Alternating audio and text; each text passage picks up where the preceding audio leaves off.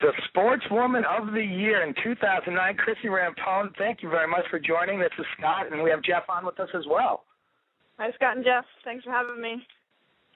Absolutely. Thank you very much for taking the time. We know it's been kind of crazy, with everything you guys have been going through. So we understand you're probably exhausted, and thank you for giving us a couple minutes. And first of all, congratulations on earning the World Cup bid.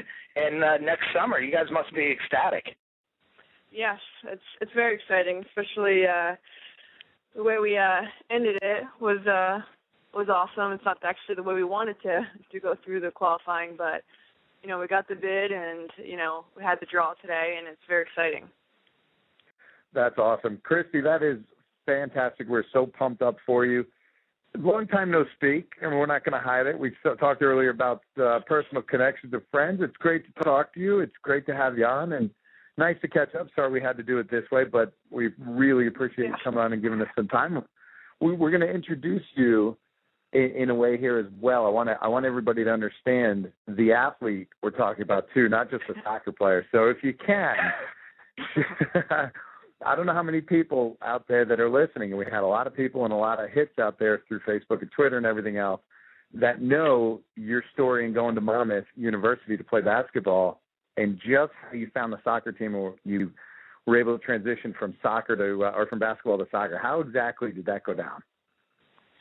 Well, I obviously went to school on a basketball scholarship, and I was kind of a walk-on on the soccer team. And, I was playing both sports during college, and it was my senior year, in the middle of the basketball season, when I got the invite to go join the national team, which was definitely a tough decision to make. But back then I just got a fax sent over to the school asking me to come try out, and I made the decision to go and went out to California. At the time, I thought I was just going to meet up with a bunch of, other college players, maybe like 30 of us trying out for like a couple spots, and ended up, being one of the only newcomers to the 96 Olympic gold medalist team, getting ready for the 99 World Cup. So it was definitely exciting, definitely unexpected. At first I thought it was a joke, but then when I got there, I realized it was the real deal.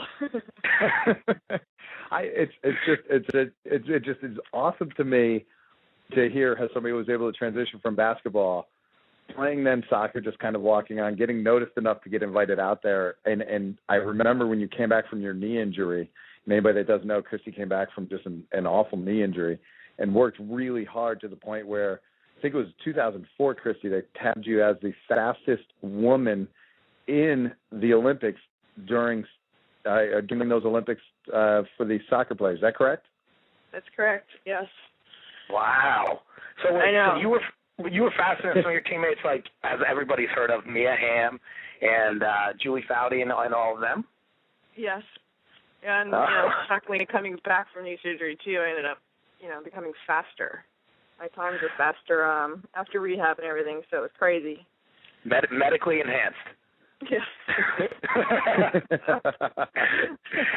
And for those who are listening don't know, Christie is quite the accomplished.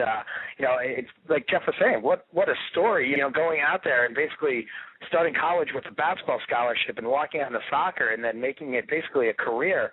3-time Olympian, a World Cup winner in 1999, 2009 Sportswoman of the Year. I mean, the list goes on. It's absolutely amazing. And which one of all those accolades is the one that you're the proudest of? I'd probably say the last Olympics in 2008, because the way my career was, and being on the team for so long, and being the captain of that squad was just truly amazing. Of being able to lead the team through that championship, and starting off with a loss in the first game when everyone pretty much counted us out after that game. So dealing with the media pressure and getting the team back together, I think that was the icing on the cake, winning that championship at the end. Oh, that's great. Yeah. Oh, go ahead, Jeff. Those Olympics were a lot of fun. It's been so much fun just really being able to watch the growth, and for you being a part of it from really the beginning, and from where soccer, and I know HBO had done just a phenomenal special on the women's soccer team. and that you were a part of there as everybody was growing, and it had the Big Five, and as they were elevating through the program. Do you feel there's a transition now as you've kind of graduated and become one of the senior players in the team to some of the younger players? Do you see yourself in any of those younger players, and do you see any of those younger players kind of taking the step to be those next players to be able to carry not just the team and the talent and the wins, but being the public figures and being able to carry the sport on like you guys did? I think so. I think, back when I first started, it was like, you just listened to whatever was, the veterans pretty much said, and you learned through the years. And I think now it's just, educating the youth on, what we went through to get where we are today.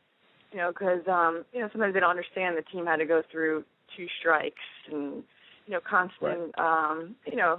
Talks of, just to get recognized. And, it's amazing some of these young players are able to come out of college and, earn a great living. So just constantly reminding them, and they, they get it. And now they're trying to be a voice for the next generation. What are some of the quick, Scotty, I'm sorry, what are some of the quick ways that they're doing that? Are they, is it, is it just doing camps? Is it, there's a lot of commercials? Through camps, and I think the media outlet's huge now through, Facebook, and, everyone, a lot of the girls have their own websites. So I think, getting the word out that way and, trying to keep, women's soccer out there and, constantly buzz, especially with this World Cup coming up. We have the league that started last year or 2 years ago, and it's, struggling a bit. So it's just still trying to keep everybody, on board and, trying to fight through this rough time of, maybe the league not doing so well, and it coming up to a World Cup and Olympic years where the league, not really understanding what to do, if it's supposed to hold out or, other World Cups going on or continue through. So it's just, it's a little rough patch for women's soccer. So hopefully this World Cup, will put us back on the map. Yeah, well, you mentioned the World Cup, so bringing it back to that real quick, and I'm sure you're exhausted of all the questions you've probably received over the past 2 days, but no, the groups were announced today, and I saw that, you guys definitely had a tough draw, but you didn't get what they classified as the group of death. And it actually, crazy enough, the number 2 ranked team in the world and also the host country, Germany, got the group of death, which I thought was a little strange. But before getting to their group, what do you think of yours? You have the newcomer, Colombia, who's playing in their first World Cup, and you guys face off with them in the first match. What do you think that's the pivotal game there, or do you think there's one of the other teams, one of the European teams, I think that's in your group that you're going to have the most trouble with? I think the group is definitely tough, especially having Colombia be the newcomer. You never know, you're not familiar with the team. You never know what they're going to come out with. They're just excited to be in the tournament, so they're definitely going to be there to disrupt. So, we definitely have to come out, with definitely our A game against them, as well as, Sweden. Our head coach is from Sweden, so we'll be playing them, and hopefully that'll get a lot of media attention. Might help, the buzz about, women's soccer, and, as well as Korea. Korea is a amazing team. So I think for us, I like the group because I think we're going to have to play at our top game for all these games, and playing at that highest level against every team is only going to make us win.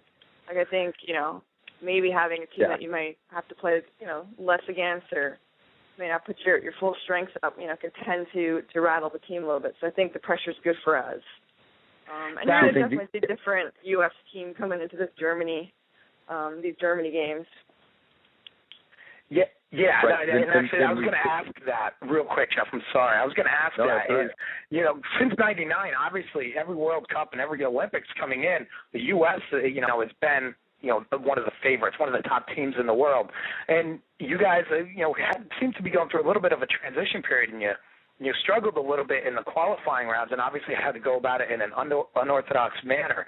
Do you think maybe there's less pressure now because people's expectations are a little bit less because of the way that you qualified, or do you think the expectation level is still going to be as high as ever? I think it's still going to be high. I think, obviously we lost one match, and, it's not, it's just not the end of the world, but we do have things that we need to work on, and I think the team is honest with, with ourselves. No, we didn't play the best soccer, during this qualifying, matches and the playoff games, but we got the job done. We got what we need to do. We got into the World Cup without, really regrouping and, focusing on the things we need to focus on, heading into the World Cup, and we need to be better. We need to get better, and we need to work more as a team, and, we're definitely.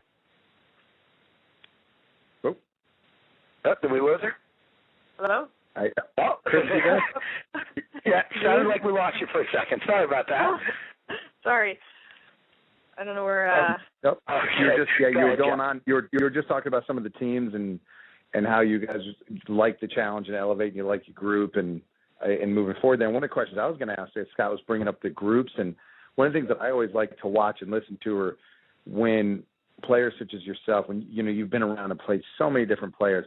Is there any type of forward in the world that you love to go up against? Is there somebody that's a great challenge that's still playing that you love to compete against, that you see, maybe not in this group, but, even if you move on, and even as a team, are there any teams that you love or that you really just can't stand to play against, whether they just don't match up, you don't match up well with them, or whether the personnel is just difficult for you personally? Like, is there any team that you love, any team that you just really just are like, oh, my God, I can't believe we have to play them again?